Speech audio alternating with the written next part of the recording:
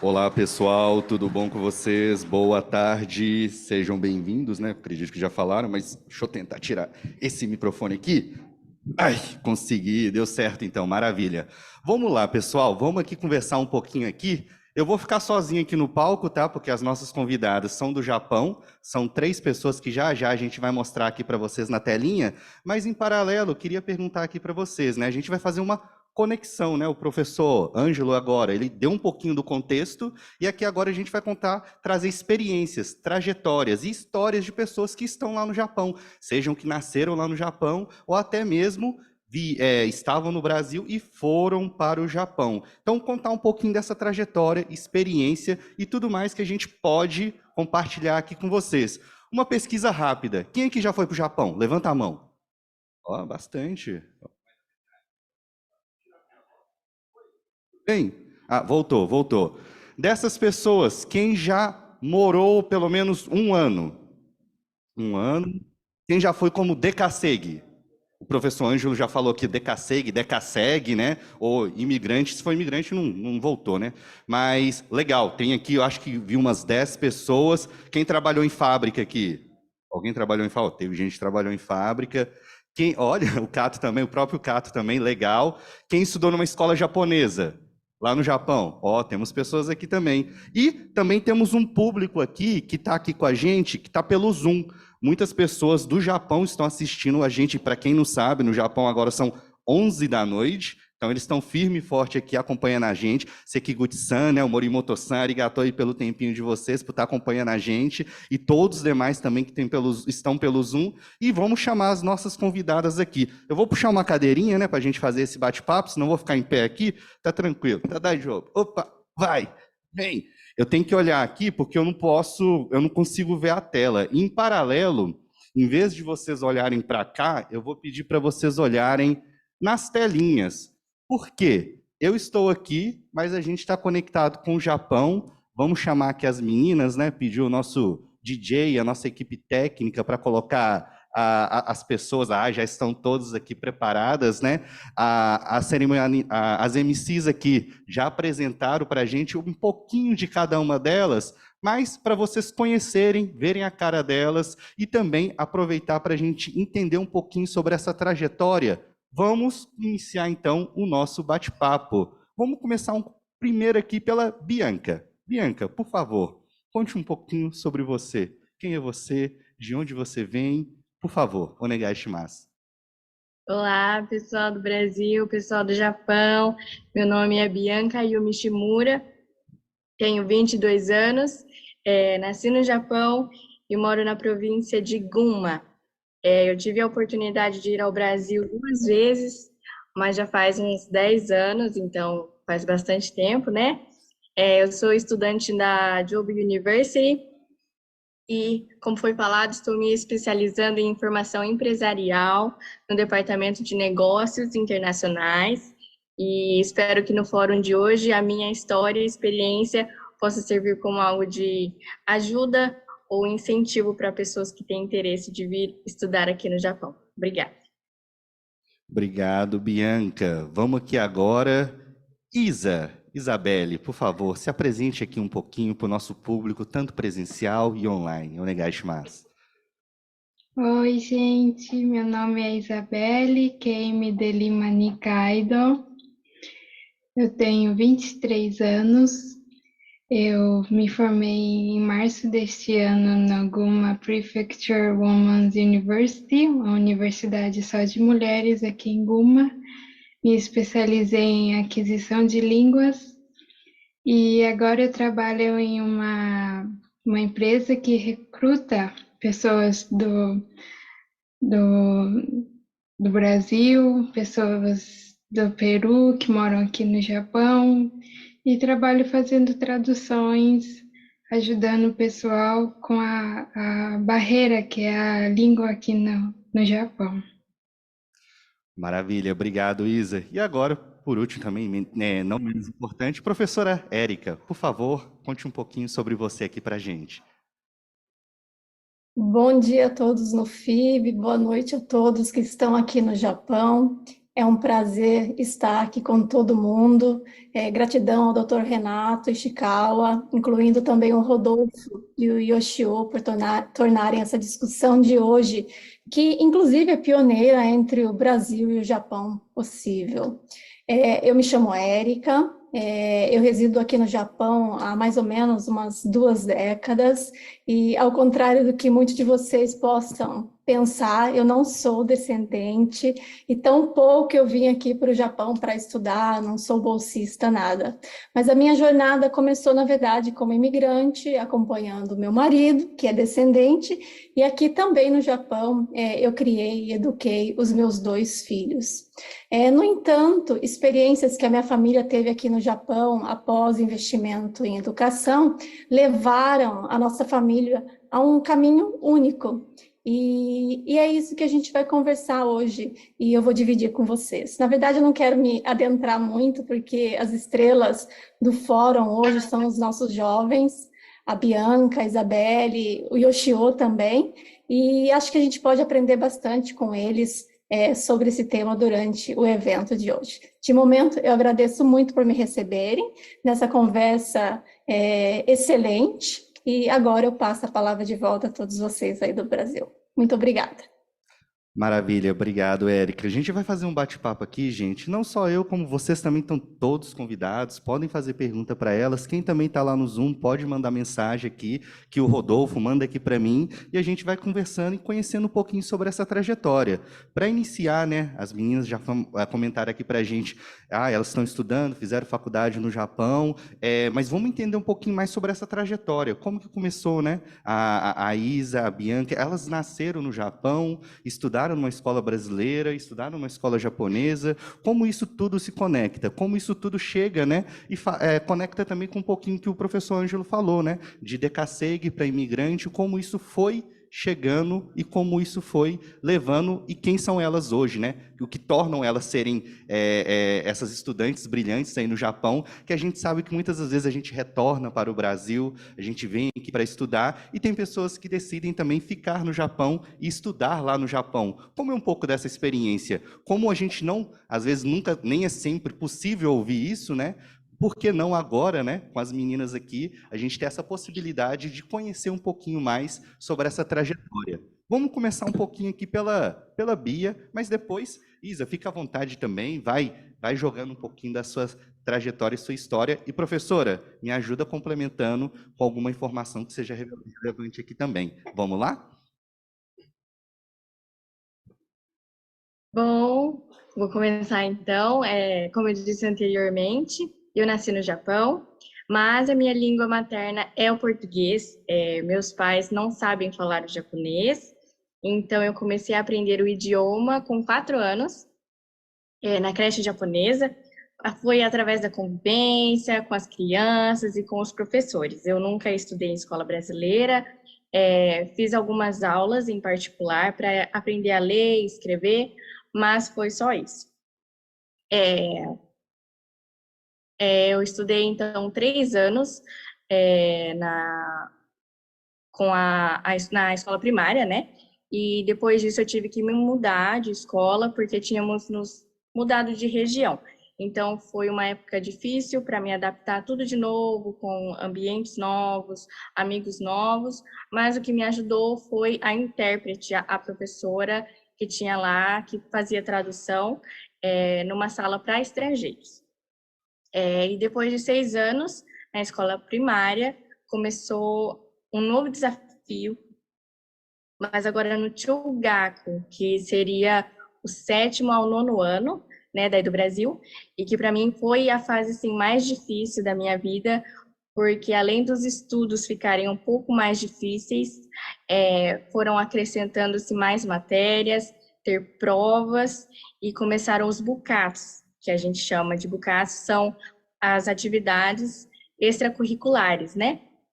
E a grande maioria desses bukatos tem atividades pós as aulas, né? E de fim de semana. Então, tudo isso, né? Acrescentar a matéria fica mais difícil. Os treinos no bucato que eu participava do time de vôlei, né? Estavam me desgastando muito, cansando muito. E, além disso, para entrar no ensino médio, que seria o COCO, que a gente chama, né? A gente precisa prestar vestibular. Os professores sempre me diziam que, com essas notas que eu tinha, nenhum lugar me aceitaria. E foi quando eu pensei, vou jogar para o alto, vou me formar e vou entrar, então, numa fábrica, porque não estou dando conta dos estudos, não estou dando conta do Bucatos. E me falaram que eu não dou conta de entrar num coco. Falei, então, vou jogar tudo para o ar. Mas foi quando os meus pais entraram, né, na história e me mostraram como é a vida de trabalhar num caixá, nas fábricas, que não é fácil, me mostraram, eles soam todos os dias, chegam muito cansados, saem muito cedo para trabalhar, chegam muito tarde, e eles me mostraram que eles vieram para o Japão para dar oportunidade para a gente, que somos filhos, que eles não tiveram. Então, eles estariam aqui para nos apoiar e nos ajudar no que for preciso, mesmo eles não sabendo a língua, na questão financeira e apoio, eles poderiam me dar, e que não queria que eu entrasse em fábrica, foi o que me motivou a continuar, falando, não, então eu consigo e vou fazer. Eles me ajudaram pagando reforços, né, para eu conseguir acompanhar a matéria e entrar num corpo, no ensino médio, né? Daí consegui, graças a Deus, com o meu esforço, com o apoio da família, consegui entrar no COCO, no ensino médio, e lá eu já estava mais confiante, e talvez por eu ter passado por tudo isso, de mudança de ambiente no ensino fundamental, passar por essas dificuldades de conseguir prestar o vestibular, terminar o Bucatos, eu já estava muito mais confiante, né? E através daí, durante o COCO, né, a gente também já começa a fazer provas, prestar vestibular para a faculdade, e através de uma pontuação alta no teste de inglês para comunicação internacional e as notas boas no ensino médio, eu consegui entrar numa universidade onde eu estou atualmente, né, com bolsa de estudante. E não foi uma etapa fácil também, porque meus pais não tinham ideia de como prestar o vestibular numa universidade, quanto custava, como fariam para pagar. Então, eu mesma tive que correr atrás das informações, perguntando para professores, pais de amigos, tive que preencher documentos, preencher dados para conseguir uns empréstimos do governo, etc. Mas graças a essas dificuldades que eu passei, hoje eu tenho oportunidade de ajudar as pessoas que têm dificuldade com o idioma e incentivar adolescentes também que também querem entrar em uma faculdade, em uma universidade, mas não sabem por onde começar. E eu acredito que tudo isso me fez crescer, amadurecer. Eu sou muito grata aos meus pais por sempre estarem me apoiando, aos amigos que de alguma forma me ajudaram dando dicas, conselhos. E, bom, eu não sou a única que passa por essas dificuldades, tem muito mais gente que passa por isso, ou que já passaram. Mas eu queria mostrar que, através da minha trajetória, que não é impossível chegar em uma universidade aqui no Japão. Obrigada. Oh, maravilha, Bia. Isso mesmo. Um ponto super legal que a Bia comentou, não sei se todos sabem, né? Lá no Japão, no ensino médio, a gente tem que fazer prova, um vestibularzinho para poder participar. O sistema de educação, eles são um pouquinho diferentes, né? Ela comentou bastante também dos apoios dos pais dela, e é uma realidade que nem sempre ela é 100%, né? Então, muito legal ter os apoios dos pais também. Eu gostei bastante de ouvir isso daí, mas vamos também ouvir um pouquinho da Isa aqui. Vamos ouvir de todo mundo para compartilhar e fazer aqui depois um entendimento geral. Isa, por favor, compartilha com a gente também um pouquinho sobre essa sua trajetória. Então, na minha trajetória, eu nasci no Brasil, no interior de São Paulo, Barretos, e com 3 anos eu vim para o Japão com minha mãe. Eu sou terceira geração, né, Sansei. Meu pai é Nisei e minha mãe não tem descendência. Desde pequena eu estudei em escola japonesa, desde o prezinho, e quando eu entrei no primeiro ano, como eu tenho essa aparência de estrangeira, eles me colocaram no Nihongo Kyosu, que é uma sala especial para os estrangeiros aprenderem o Nihongo, o japonês. Só que eu fiquei um pouquinho só nessa sala, porque eles viram que eu entendia bem o japonês, então pude voltar na sala normal e estudar com os nativos. E depois foi indo, e desde pequena eu amo muito o idioma, conhecer pessoas. Isso vem porque aqui no Japão a escola são das 9 às 3, né, o dia inteiro. Só que à tardezinha eu fazia um reforço de português e inglês. Então sempre eu gostava de ir nessa escola que eu fazia o reforço, tinha peruanos, bolivianos, então eu sempre estava ali no meio de vários idiomas. Então, eu entrei no Tsugaku, aí eu descobri que tem a prova de inglês, né? Que tem vários níveis para a gente aprender. Então, desde o Tsugaku eu sempre fui evoluindo o meu inglês, né? Porque, assim, tinha algumas dificuldades na matéria do japonês, do kanji aqui no Japão, que é difícil para a gente do Brasil, assim, aprender. Acredito que os asiáticos conseguem pegar mais rápido. E aí, para mim também foi difícil a minha primeira barreira, assim, na minha vida foi para esse vestibularzinho para entrar no Coco, porque você tem que ter boa nota para entrar em um ensino médio público, porque senão só sobra o particular, e para os decassegues aqui no Japão, o particular fica muito pesado. Então, eu me esforcei, mesmo que professores falavam que eu não ia conseguir, minha mãe me aconselhou bastante, e aí eu chorava estudando, mas eu consegui e entrei no ensino médio técnico, que também tem aqui no Japão, que a gente, além de fazer as matérias normais, a gente pode se especializar em algumas coisas. E eu escolhi agronomia, porque como eu sou de Barretos, meu sonho era pegar todas as tecnologias aqui da agro do Japão e levar para o Brasil.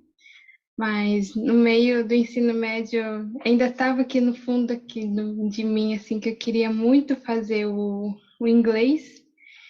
Então, e no ensino médio também eu não parei de fazer essas provas de inglês, então eu consegui alcançar um nível alto.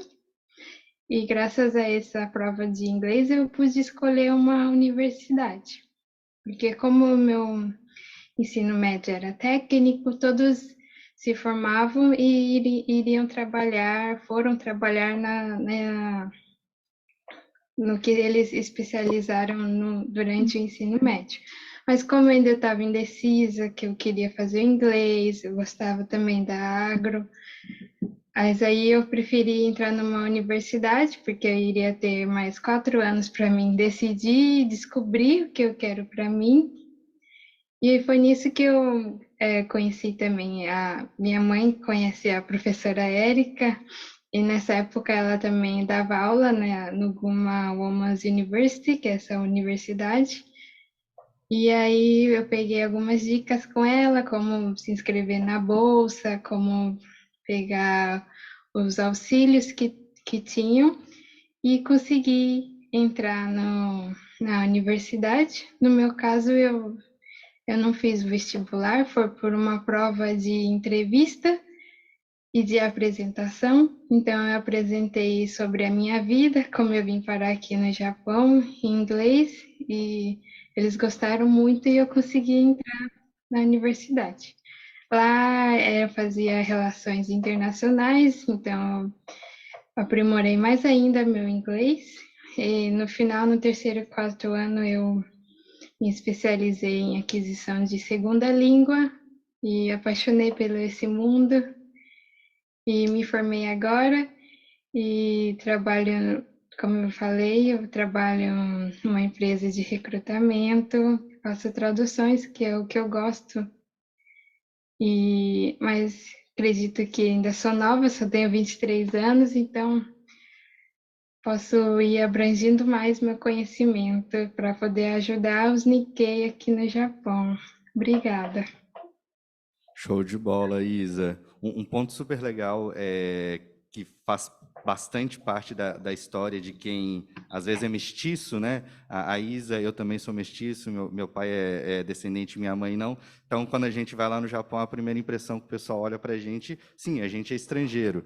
Mas quando a gente fala japonês, o pessoal fala, nossa, que diferente. Eu também estudei numa escola japonesa, recebi um apelido na época de yakisoba, porque meu cabelo era enroladinho. Então, várias coisas como essas acontecem no dia a dia do estudante lá no Japão. Ela comentou também sobre o Kokusai Kyoshu, né? Que é a sala de estrangeiro.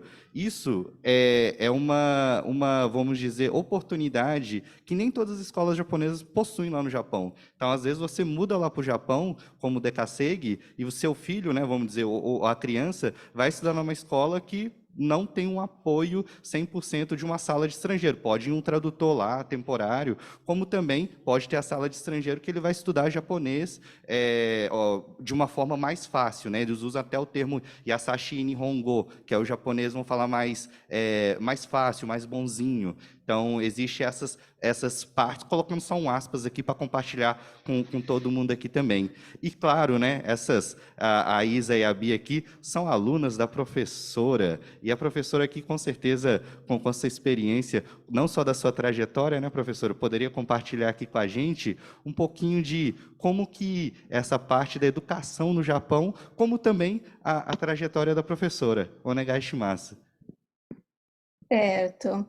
É mais ou menos conectando com o que as meninas falaram, né? Eu cheguei aqui no Japão como imigrante e eu também fui conciliando a família, a criação dos meus filhos, o trabalho, tanto numa escola internacional quanto numa escola japonesa. Trabalhei por 10 anos também, inclusive nessas salas internacionais que vocês citaram como Kokusai Kyoshu. E durante 10 anos também, eu me dediquei aos meus estudos. E mesmo fazendo tudo isso que eu fazia, todas essas obrigações de casa, família, criação de filhos, meu trabalho de período integral, eu também dediquei o meu tempo para voltar aos meus estudos, né? Foram 10 anos e alcancei, no final, o título de doutora em Educação Internacional, Cultura e Comunicação pela Universidade Waseda, que é uma universidade bastante conhecida aqui no Japão, e atualmente eu atuo como professora universitária. Na verdade, também, tanto a Isa quanto a Bianca, elas refletem essas experiências, né, do que é, na verdade, investimento em educação, né? Não aconteceu só na minha família, não aconteceu só comigo, com os meus filhos, mas aconteceu com elas também, né? E essas histórias de sucesso que a gente está trazendo aqui hoje, na verdade é muito bom, porque embora a nossa comunidade Nikkei aqui no Japão ainda enfrente alguns desafios relacionados à educação dos filhos, que é, na verdade, esse tópico do nosso encontro aqui de hoje, através desses exemplos de jovens de sucesso, eu ainda continuo acreditando que o Japão é um local repleto de oportunidades. E eu percebo também que, muito presente na fala das meninas, até na fala sua mesmo, Yoshio, que esse investimento em educação se torna, assim, na verdade, um benefício intangível. Você investe agora e usufrui no futuro, né? Ou seja, primeiramente, ele dá direito a esses nossos jovens Nikkeis a ter opções no país onde eles residem no momento, que seria, no caso, no Japão, ou então qualquer lugar que eles desejarem a viver no futuro, né? Além do que, esses jovens Nikkeis desenvolvem características essenciais de recursos humanos, que que nesse mundo globalizado e interconectado que a gente está vivendo, é uma característica muito essencial. Então, na verdade, o que a nossa comunidade Nikkei poderia aprender do Japão, que as oportunidades de educação aqui no Japão existem, né? Acontecem comigo, que sou de uma geração acima da idade dos pais das meninas, acontece com a geração das meninas, né, de vocês jovens aí, e também acontece com com as próximas gerações que estão por vir. Então, esse investimento em educação, muito falado hoje na fala de abertura dos senhores presentes aí, é um tópico que a gente poderia discutir mais para os Nikkeis residentes aqui no Japão. Maravilha, muito obrigado, professora. E aqui o intuito, pessoal, não é só eu ficar fazendo pergunta para elas e a gente ter um bate-papo, mas eu queria também ouvir de vocês. Se vocês têm alguma pergunta, aproveitar esse momento de conexão. A gente está aqui com pessoas, estudantes do Japão, a professora aqui que tem um background maravilhoso, e perguntar para vocês se vocês também gostariam de fazer alguma pergunta para elas. Alguém se candidata? Não precisa ter vergonha, tá? Sempre tem aquela primeira pessoa, depois que a primeira levanta, todo mundo vai. Dou-lhe uma. Ninguém. Online também, Rodolfo, se tiver alguém, manda para cá, que esse aqui é um momento que, pô, já é o quê? 11h30 da noite, as meninas estão aqui acordadas para conversar com a gente. É a primeira vez que talvez vocês vão... Talvez é a primeira e a única vez que vocês vão ter essa oportunidade de conversar com elas. Ou aí, ó, já tem uma mãozinha levantada. Isso aí, assim que eu gosto, muito bom. Vamos aproveitar esse momento, ó. Combinei com elas isso? Não combinei, claro. Assim que é mais divertido, né? Bia, Isa, era a cara da ai, meu Deus do céu. Ixi. Vai dar certo, vai. Não, pode ser daí também, não tem problema não. Olha a Patê dando um jeitinho ali. Vai dar um close? Aí, ó, eu vou sair que nem arrasta para o lado, ó, e vai jogar para lá. Ou não? Opa, vai. Dou-lhe uma. Dou-lhe duas. Ah, agora foi. Bom dia, boa noite, professoras. Meu nome é Samuel Porfírio e eu faço uma pesquisa sobre ensino de língua japonesa para estudantes com TDAH. E pretendo um dia expandir isso para outras necessidades especiais que envolvem a educação. Eu gostaria de saber como é que é a questão aí no Japão de ensino em escolas japonesas, caso alunos brasileiros que decidem ir a uma escola japonesa, se eles têm um suporte, caso eles tenham uma necessidade especial além da aprendizagem linguística. Obrigado. Obrigado, Samuel. Vamos lá. Professora? Certo. Na verdade, aqui no Japão, a lei de educação básica, ela ainda não tornou a educação obrigatória para estrangeiros, né? Ou seja, as crianças, elas não são proibidas de ingressar nas escolas públicas japonesas, mas, ao mesmo tempo, ninguém é oficialmente responsável por supervisionar essa educação das crianças estrangeiras.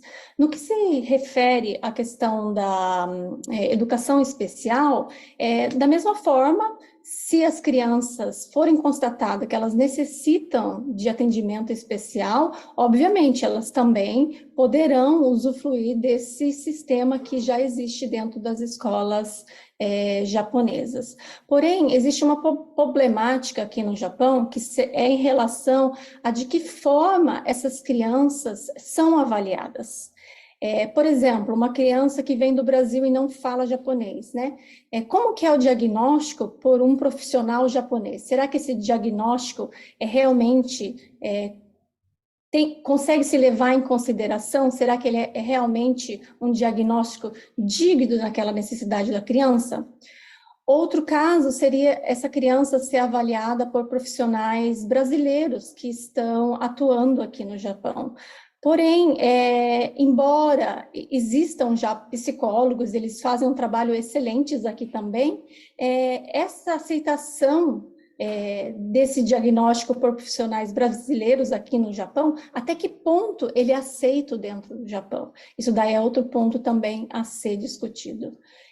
No ano de 2018, eu participei de uma pesquisa supervisionada pela Embaixada do Brasil aqui no Japão, e aonde realmente pesquisamos especificamente sobre esses assuntos. Se procurar na internet, acho que vai encontrar os resultados dessa pesquisa, e também foram colocados alguns pontos em relação a esse assunto.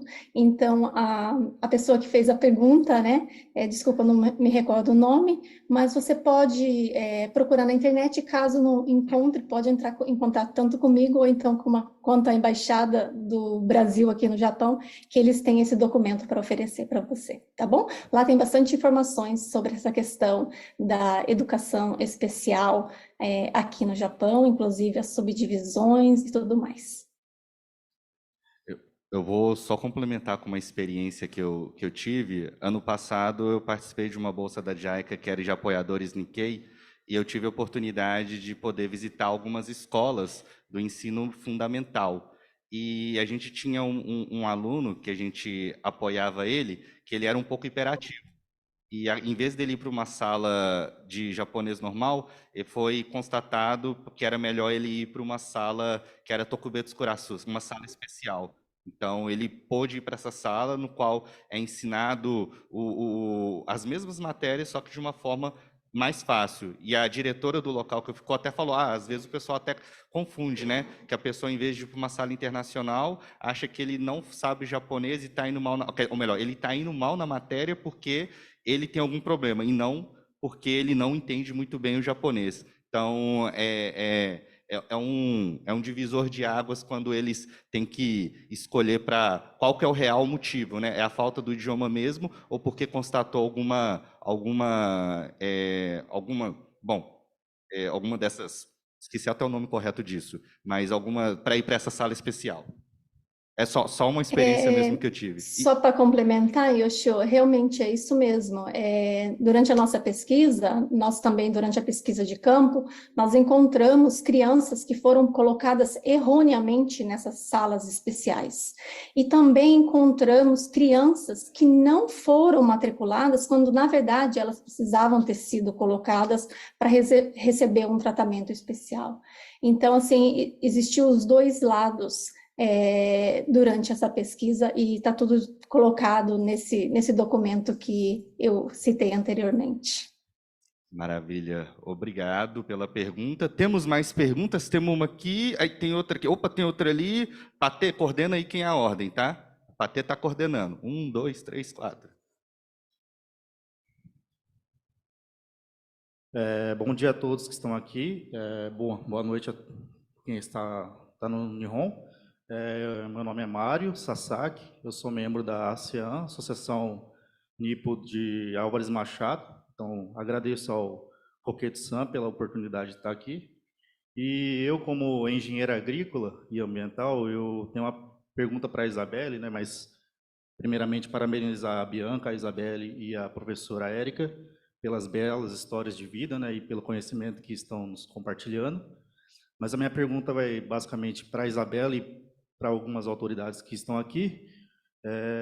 Pela comunidade Nikkei no Brasil ser muito forte, principalmente na questão agrícola, e como ela fez um ensino técnico em agronomia, eu gostaria de saber se existe alguma relação, alguma conexão Brasil-Japão, visando não só a cultura, o esporte, mas também a questão agrícola, né? A questão rural, qual conhecimento a gente pode compartilhar entre os dois países.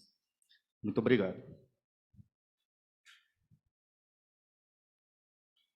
Isa, é com você. Bom, como eu estudei no ensino médio faz muito tempo, eu lembro vagamente, mas eu não cheguei a pesquisar até se existe uma conexão na agronomia entre o Brasil e o Japão, mas creio que se pesquisar possa achar, porque aqui no Japão temos bastante produtos que foram feitos no Brasil por japoneses, e os japoneses eles gostam, né, de saber disso. Mês passado, meu chefe, ele tem uma importadora e ele trouxe do Brasil alguns produtos, porque foram feitos por um japonês, né? E eles gostam de ter essa conexão. Então, eu acho que deve ter, ou se não tiver, temos que fazer umas, né? Só uma contribuição, né? Eu vi alguns vídeos aí na época da pandemia, né? Parte lá de Tomé Açu é bem forte com essa conexão Brasil-Japão, não só na parte de frutas, né? Se eu não me engano, tem até algumas parcerias, se eu não me engano, eu acho que eu vi alguns vídeos, foi da Jaica com a Sebex e o pessoal de Tomé Açu mostrando um pouquinho sobre essas conexões. É só um pouquinho do que eu sei, eu não sou manjo muito desse assunto não, mas é só uma contribuição mesmo. Eu acho que tem mais perguntas. Obrigado pela pergunta, viu? Patê? Chegamos aqui. O moço da câmera é só lá. Vamos lá. Olá, bom dia a todos que estão presentes aqui. Boa noite, né? E a pergunta que eu quero fazer meu nome é Henrique Kiyotikazawa, sou do Senin Bunkyo. E queria saber um pouco mais como lidam com a parte da identidade, né? Principalmente japonês com raízes brasileiras, né? Porque aqui no Brasil é um assunto até que comum entre os descendentes, um pouco dessa dúvida, né? Muitos lidam a gente como se fosse japonês, mas somos brasileiros. E, bom, gerou essa dúvida, eu queria perguntar como é lidado, né, essa questão da identidade, né, de japoneses nascidos no Japão aí, né, mas com raízes no Brasil. Obrigado. Vamos lá, as meninas. O que vocês consideram? Vocês consideram brasileiro ou japonês ou a mistura dos dois? Por favor. Bia? Eu? Tá bom, vamos lá. Então, é um assunto bem, assim, delicado, porque aqui no Japão nós somos estrangeiros, e quando chegamos no Brasil, nós somos japoneses. Então, é um passa ali, um passa cá, eu acho que eu me sinto metade. Tem assuntos que eu domino mais em japonês, e daí tem palavras que eu sei em japonês que eu não sei para o português. Ou vice-versa, tem palavras que determinados assuntos eu sou melhor falando em português e outros em japonês. Então, assim, eu sou muito metade, mas é aquele negócio, né? Aqui você se sente metade, mas você não pode atuar em certas áreas aqui no Japão por ser estrangeira. Então, isso acaba me fazendo sentir mais, eu acho que do time Brasil, porque eu, no caso, né, eu sempre estudei aqui, nasci aqui, fiz tudo que qualquer japonês faz. Vou me formar em faculdade, e eu tive vontade de trabalhar em prefeituras, né, como para o governo mesmo, mas eles só aceitam quando você se naturaliza e se torna japonesa. Isso é uma coisa, assim, me deixa um pouco triste, porque aqui, para você se tornar japonesa, você não pode ter dupla nacionalidade. Você virou japonesa, você não é mais brasileira. Tanto que eu já conheço alguns amigos, né, que são brasileiros e se tornaram japoneses, se naturalizaram, e eles não usam mais o nome português. Então, no meu caso, eu sou Bianca Ayumi Shimura, ficaria Ayumi Shimura, Shimura Ayumi só. Não teria mais esse Bianca, né? Então, por esses fatores, assim, de identidade, eu acho que eu me considero mais brasileira e talvez os japoneses que me vejam também, eu sou brasileira e estrangeira e só.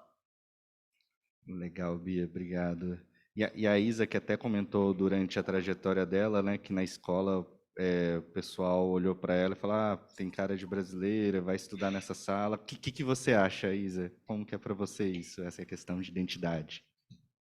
Bom, como a Bia falou, aqui no Japão, mesmo que a gente tenha descendência japonesa, somos considerados gaikokujin, estrangeiros, mas por mim eu me sinto um pouquinho mais pro lado, meio a meio, mas um pouquinho mais pro lado japonês, por ter estudado sempre na escola japonesa e tenho mais amigos íntimos japoneses do que brasileiros. E também, quando eu tinha 8, 9 anos de idade, eu tive a oportunidade de estudar no Brasil durante um ano e eu não gostei.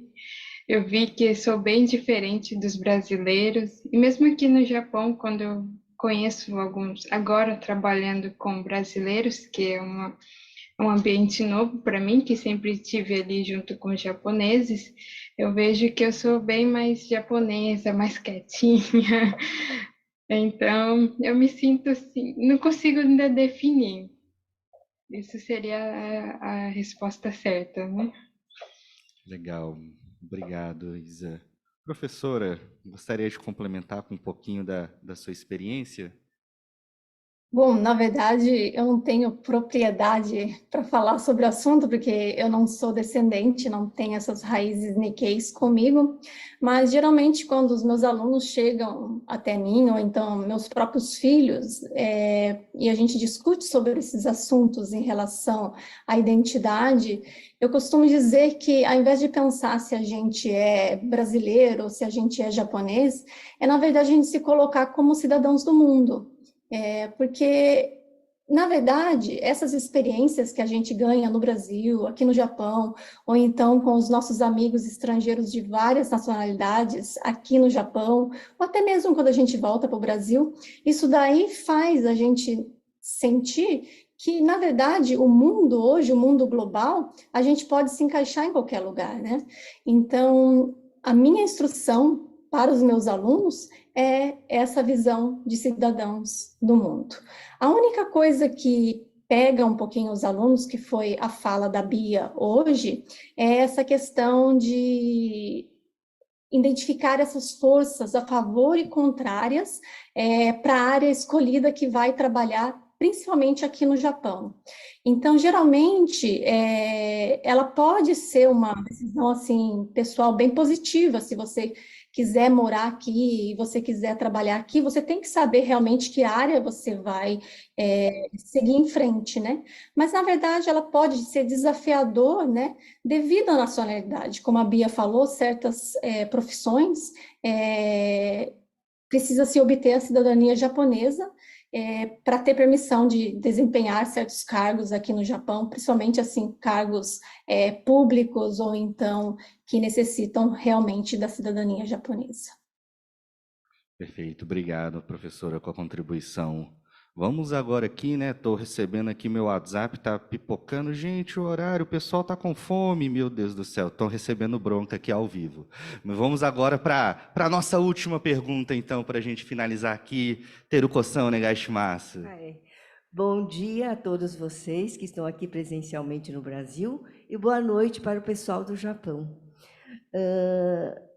Não seria bem uma pergunta, mas uma observação que eu estou fazendo, vendo vocês, falando aí do Japão, né? A professora e as duas meninas lindas de morrer, né? E muito falantes e falam muito bem, e gostei muito das histórias de vocês. E me senti muito orgulhosa como mulher. Desculpe, eu esqueci de me apresentar. Meu nome é Teruko Araki Kamitsuji, sou diretora social aqui do Bunkyo. E me considero a mãe dos jovens. Então, gosto muito e dou muita força para os jovens, porque vocês são o nosso futuro. E eu acho assim, só mulheres falando, né, gente?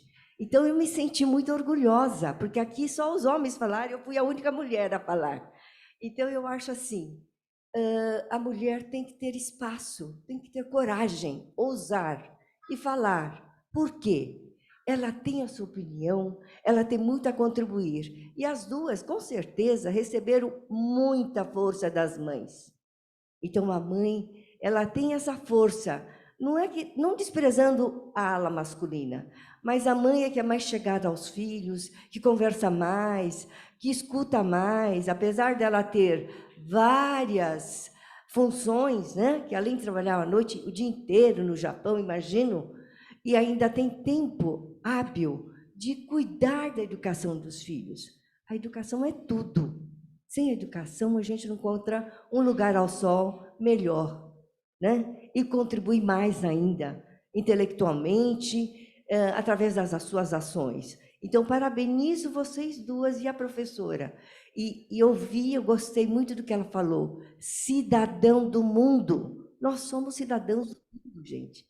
Esse japonês, português, italiano, francês, nós somos cidadãos do mundo. Quanta coisa a gente aprende pela internet, por tudo. E, pessoalmente, conversando até com criancinha, com bebês, observando. Então, eu acho, gente, é muito importante essa abertura, essa visão que vocês estão trazendo para nós. E, mulheres, sejam fortes e falem, ousem falar.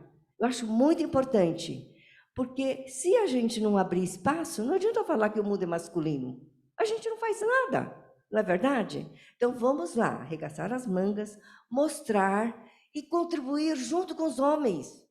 Não falar o homem é isso, a mulher é isso, não.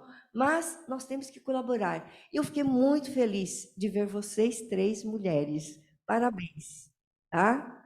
E eu sou psicodramatista, então eu falo, a gente tem que procurar as origens. Se eu tenho dúvida, eu sou brasileira ou sou japonesa? Você tem as 2 raízes, gente. Nós somos brasileiros e japoneses.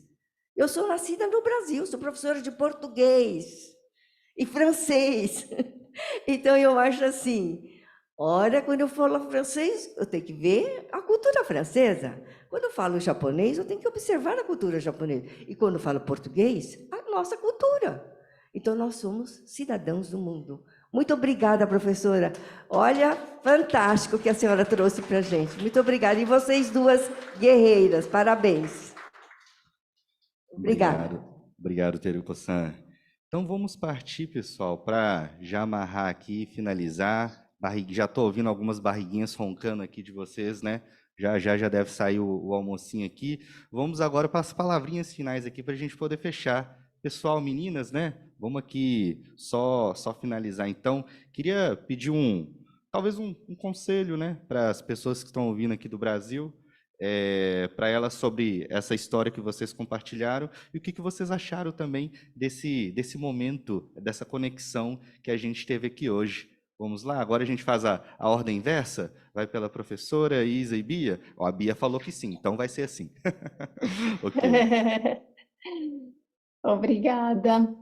Eu acho que, para finalizar aqui, a gente tem que lembrar que esse possível baixo desempenho acadêmico que pode estar acontecendo na comunidade Nikkei aqui do Japão, ela pode representar desvantagens na ascensão social se esses jovens decidirem estabelecer-se aqui no Japão, e também poucas oportunidades se eles resolverem ou optarem, no caso, voltar para o Brasil, né? Então, portanto, essas baixa frequência de alunos brasileiros no ensino médio ou na universidade, elas merecem atenção, né? Porque isso daí pode resultar no que eu sempre chamo de uma desmotivação comunitária em relação à educação, né?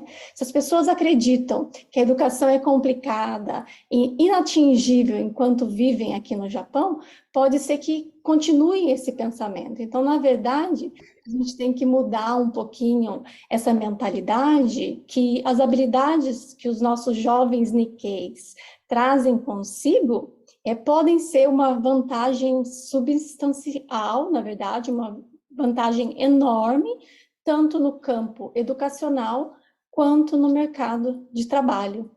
E só para finalizar, uma coisa que às vezes nós viemos conversando há algum tempo, né? É que, acompanhando os dados oficiais de entrada de estrangeiros fornecidos pelo Ministério da Justiça aqui no Japão, fica evidente que esse fenômeno de imigração provavelmente vai continuar. E, na verdade, enquanto houver essa demanda do Japão por trabalho imigrante, a gente vai ver crianças aumentando aqui nas nossas escolas, nos nossos parques, no nosso bairro, né? Então, cada ação que a gente tomar nesse momento vai ter um impacto no futuro, né? Mas, na verdade, o que a gente tem que tomar cuidado é que, mesmo entusiasmados, muitos dos nossos jovens Nikkeis acabam não sucedendo aqui no Japão, né? Até porque, às vezes, informações errôneas, não oficiais, ainda assim circulam aqui no meio da comunidade Nikkei. E isso, na verdade, é uma questão muito séria que nós devemos levar em consideração, né? Então, dentro aqui do Japão, existem projetos em algumas áreas, assim, específicas, mas depende muito mesmo de leis de cada região, de cada cidade, e também, assim, da boa vontade das pessoas dispostas a serem voluntárias, muitas vezes, né? A diferença que eu vejo aí no Brasil é que, por exemplo, se um Nikkei, ou alguma pessoa interessada no Japão, quiser buscar assim, informações precisas e oficiais, eles podem recorrer ao Bunkyo, às sedes regionais do Bunkyo, aos Kenjinkai, à Japan House, entre outros, né? Porém, a nossa comunidade Nikkei aqui no Japão ainda carece de um centro educacional de apoio ao jovem Nikkei, que sirva como referência para que jovens motivados, como as meninas que nós vimos aqui hoje, né, e outros jovens, não desistam da educação, não desistam dos estudos diante das dificuldades que eles estão enfrentando, né? Hoje nós temos a Bianca e a Isabelle aqui como exemplos de resiliência e perseverança, mas ainda há mais casos de sucesso que podem ser alavancados aqui na nossa comunidade. Então, eu gostaria, para finalizar minha fala, de pedir ajuda a todos os senhores aí presentes hoje, para que, se possível, coloquem como tópico da discussão de vocês a educação do jovem Nikkei aqui no Japão. E ajudem nós, aqui no Japão, na elaboração de medidas que evitem que situação desfavorável persista na nossa comunidade e que em 5, 10 ou 15 anos a gente possa alavancar aí excelentes resultados. Muito obrigada por hoje. Obrigado, professora. Vamos aqui agora, Isa. Bom, eu gostei muito que a senhora falou aí no final, desculpa eu não lembrar o nome, por eu ser formada em uma universidade só para mulheres. Então, lá o nosso intuito era ser mulheres fortes que possam estar liderando, né, os seus negócios. Então, aqui no Japão, um país bem masculino, que ainda falta crescer essa parte, que eu acredito que eles têm muito da cultura lá de antigamente. Então, que os jovens, as jovens possam estar liderando e também, que a professora Érica acabou de falar, que possa ter mais recursos aqui no Japão. Eu, para entrar no ensino médio, para entrar na universidade, eu tive que pesquisar tudo, pois meus pais não tinham informações. E aqui no Japão, até para os japoneses, são poucas informações que eles dão, e são tudo em japonês. Então, imaginem pessoas estrangeiras que não entendem o idioma ir procurar informação, fica mais difícil. Então, eu acredito que seja necessário a gente juntar as nossas forças aqui no Japão, aí no Brasil, para dar mais informações, porque tem muitos jovens crescendo, estudando em escola japonesa, então que eles possam adquirir informações e se formarem como nós, eu, a Bianca, que já vai se formar, e gostaria que tivesse mais esse FIB, né, Conexão Brasil-Japão. Gostei muito de conhecer o pessoal aí no Brasil, e muito obrigada.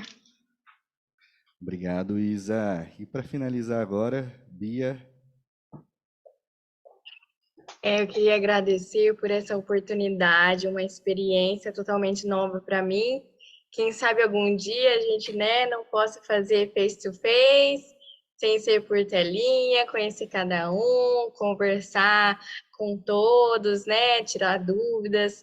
Eu tenho bastante dúvida também de como é a vida aí no Brasil, né, que eu não tive oportunidade de conhecer muito.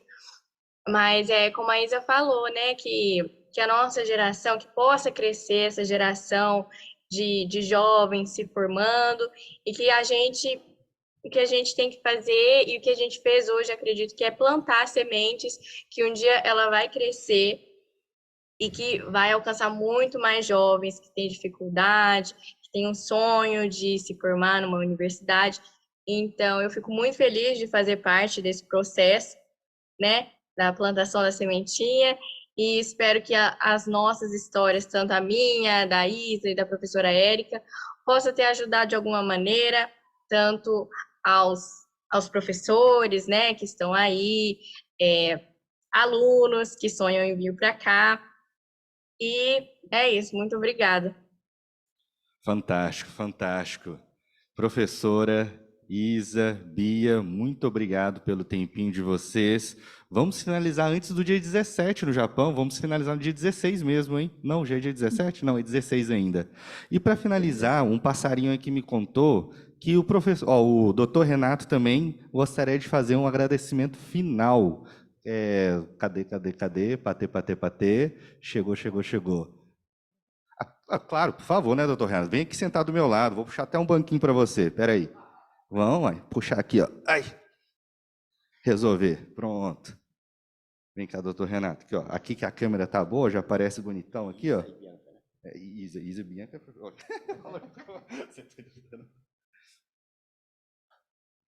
Bom, agora eu vou começar a entrevista, de verdade. Faz 3 horas, tá? Não, eu queria só não perder a oportunidade, né, de te rever, né, professora Érica.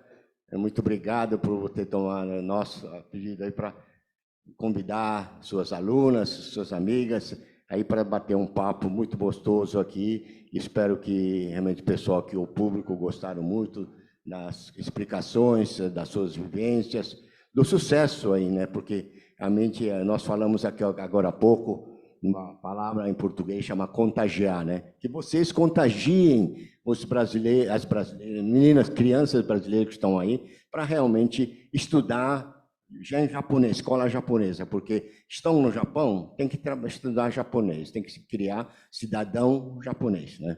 Então, mas eu queria só agradecer muito, Érica, né? Aqui no meu catálogo está Érica Muramoto, mãe do Lucas. Assim que eu tenho catalogado aqui. Mas, Érica, muito obrigado. Um abração ao teu marido lá. E Hitomi Sekiguchi, não sei se está na linha ainda, mas obrigado, Sekiguchi-san, por também ser essa conexão feita como nós estamos aqui. É Conexão Brasil-Japão. Muito obrigado, pessoal. Até a tarde da noite, né? Meia-noite aí já. Puxa vida. Obrigado para vocês aí. Muito obrigado, hein? Até outra vez. Obrigada, Renato-san, muito obrigada por tudo, muito obrigada pela oportunidade, pelo tempo dedicado a essa discussão, né?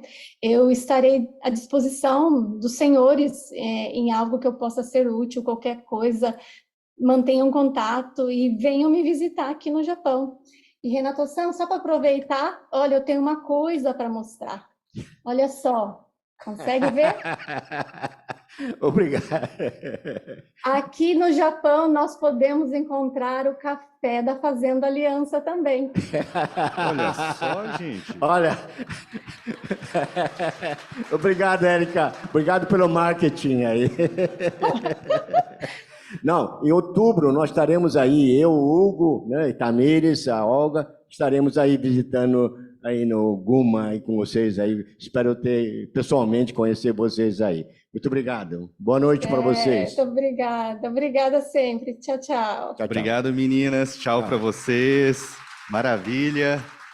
Obrigado, doutor Renato. Então é isso, pessoal. Encerramos esse bloco aqui agora e eu vou retornar aqui chamando as nossas queridas MCs. Ou é o Austin? É a querida MC mesmo, né? Então vamos lá. Cris, Onegai Shimasu. Obrigado pelo tempinho de vocês, gente. Vamos continuar que ainda tem mais um pouquinho.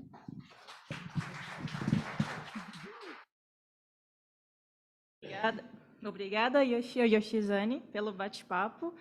Gostaria de convidar a senhora Teruko Kamitsuji, diretora social do Bunkyo, para entregar uma lembrança como agradecimento.